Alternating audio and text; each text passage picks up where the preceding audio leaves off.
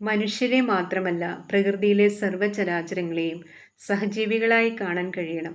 അവർക്കിടയിൽ അവരിൽ ഒരാളായി ജീവിക്കാൻ കഴിയണം, പ്രശാന്തമായ മനസ്സോടെ. Professor M.K. സാനുവിൻ്റെ ബഷീർ ഏകാന്ത വീഥിയിലെ അവധൂതൻ എന്ന കൃതിയിൽ നിന്നും എടുത്തിട്ടുള്ളതാണ് പാഠഭാഗം. പാഠം: പാത്തുമ്മായുടെ ആട്, ഒരു സത്യമായ കഥ.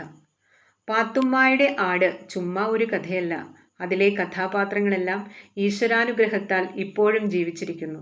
ഇതെൻ്റെ വീട്ടിലെ സത്യമായ കഥയാണെന്ന് ഓർക്കണം. ഇത് ബഷീറിൻ്റെ വീട്ടിലെ സത്യമായ കഥയാണ്. വീട്ടിലെ താമസക്കാർ ആരൊക്കെയാണെന്ന് ആദ്യ ഭാഗത്ത് പറയുന്നുണ്ട്. വെറുതെ പറയുന്നു എന്ന് മാത്രം, വിവരണമില്ല. ഒരു ഖണ്ഡിക അവരുടെ ലിസ്റ്റ് കൊണ്ട് നിറഞ്ഞിരിക്കുന്നു. അത് വായിക്കാൻ ബഷീറിനെ നേരിട്ടറിയാവുന്നവർക്ക് താല്പര്യം തോന്നിയേക്കാം. കഥാകൃത്തായ ബഷീറിൻ്റെ വീടും സാഹചര്യവും എന്താണെന്നറിയാൻ കൗതുകമുള്ളവർക്കും താല്പര്യം തോന്നാവുന്നതാണ്. ഈ രണ്ട് വിഭാഗങ്ങളിലും പെടുന്നവർ ചുരുക്കമാണ്. പക്ഷേ പാത്തുമ്മായുടെ ആട് വായിച്ചു രസിക്കുന്നവർ നിരവധിയാണ്. വിരസമായി തീരാവുന്ന വസ്തുതകൾ പോലും ബഷീറിൻ്റെ അനുഗ്രഹീതമായ തൂലികയുടെ സ്പർശത്താൽ എങ്ങനെയോ രസപ്രദമായി തീരുന്നു. പ്രാരംഭത്തിൽ വീട് വിവരിക്കുന്നത് ഒരു വാക്യം കൊണ്ടാണ്. ഓലമേഞ്ഞ ഒരു ചെറിയ 2 മുറികളും ഒരടുക്കളയും 2 വരാന്തകളുമുള്ള കെട്ടിടമാണ് എൻ്റെ വീട്. ഇതിലധികം ആവശ്യമില്ല. ആ വീട് നമുക്ക് നേരെ കാണാം. ഒരു ഊരു ചുറ്റലിന് ശേഷം പ്രശാന്തി തേടിയാണ് ബഷീർ ഇവിടെ എത്തിയിരിക്കുന്നത്. അവിടെ എന്തു ശാന്തതയാണ് കിട്ടുക?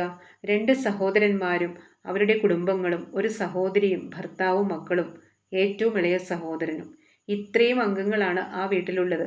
മനുഷ്യകുലത്തിൽ പെടാത്തവരും അവിടെ അംഗങ്ങളായുണ്ട്. എവിടുന്നോ വന്നു കുടിയേറി ഉമ്മായുടെ അഭയാർത്ഥികളായി പാർക്കുന്ന കുറേ പൂച്ചകൾ, അവരെ പേടിച്ച് മച്ചുംപുറത്ത് സദാ ഓടി നടക്കുന്ന കാക്കത്തൊള്ളായിരം എലികൾ, പുരപ്പുറത്തിരുന്ന് കരഞ്ഞ് ബഹളം കൂട്ടുന്ന കുറേയേറെ കാക്കകൾ, ഇതിനെല്ലാറ്റിനും പുറമെ തൻ്റെ ഉമ്മായുടെ സ്വന്തം വകയും വീട് ഭരിക്കുന്നവരുമായ 10-100 കോഴികൾ, അവരുടെ എണ്ണമില്ലാത്ത കുഞ്ഞുങ്ങൾ, ഇവരെ റാഞ്ചിക്കൊണ്ടുപോയി തിന്ന് ജീവിക്കുന്ന എറിയനും പരുന്തും വൃക്ഷങ്ങളിൽ. ചന്ത കൂടിയ ബഹളമാണ് അവിടെ എപ്പോഴും. ഈ ബഹളത്തിൻ്റെ മധ്യത്തിൽ അതാ വരുന്നു ചുറുചുറുക്കുള്ള ഒരു ആട്, തവിട്ട് നിറമുള്ള ഒരു പെണ്ണാട്. ആരെയും കൂസാതെ വീട്ടിനുള്ളിൽ കിടന്ന് അത് സർവ്വവിധമായ സ്വാതന്ത്ര്യവും കാണിക്കുന്നു. ആരും അതിനെ നിയന്ത്രിക്കുന്നില്ല. ആർക്കും അതിന് അവകാശമില്ല.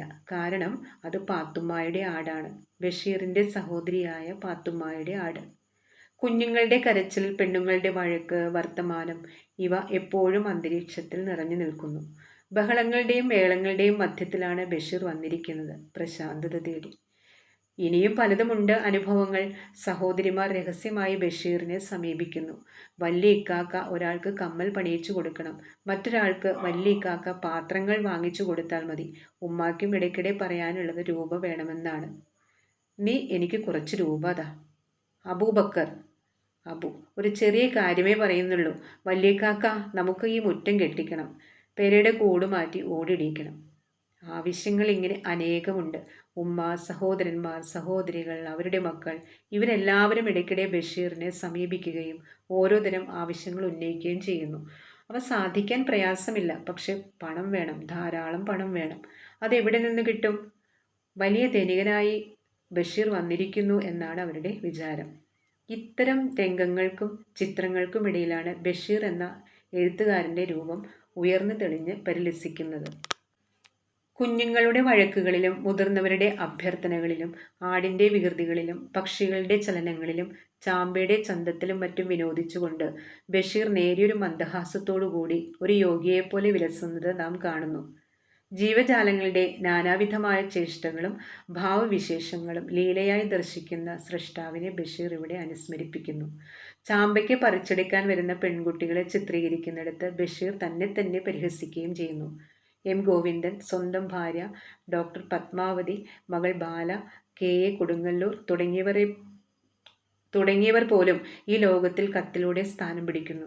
മുഖ്യ കഥാപാത്രമായ ആട് സർവത്തെയും അതിലംഘിച്ചുകൊണ്ട് ഈ ചിത്രത്തിൽ ഒരു പ്രതീകമായി വളർന്നു വരുന്നതായി നമുക്ക് അനുഭവപ്പെടുന്നു. ചെറിയൊരു കൃതിയാണെങ്കിലും വസ്തുതകൾ നിരത്തിവെക്കുന്ന കൃതിയാണെങ്കിലും ഇതൊരു പ്രത്യേക ലോകം നമ്മുടെ ആന്തരിക നേത്രങ്ങൾക്ക് മുന്നിൽ തുറന്നുകാട്ടുന്നു.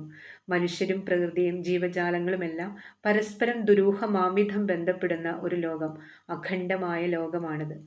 ചെറിയ കാര്യങ്ങളിലൂടെ വലിയ ലോകത്തിൻ്റെ വിസ്മയങ്ങളിലേക്ക് വായനക്കാരെ നയിക്കുന്ന ഈ തമാശക്കഥയുടെ വൈശിഷ്ട്യം വിശദമാക്കാൻ പ്രത്യേക പഠനങ്ങൾ തന്നെ ഉണ്ടാകേണ്ടിയിരിക്കുന്നു. ബഷീറിൻ്റെ സർഗാത്മകതയിൽ നിന്ന് മലയാളത്തിന് ലഭിച്ച ഒരു രത്നമായി ഈ കൃതിയെ ഭാവി തലമുറ വാഴ്ത്തുമെന്നാണ് എൻ്റെ വിശ്വാസം.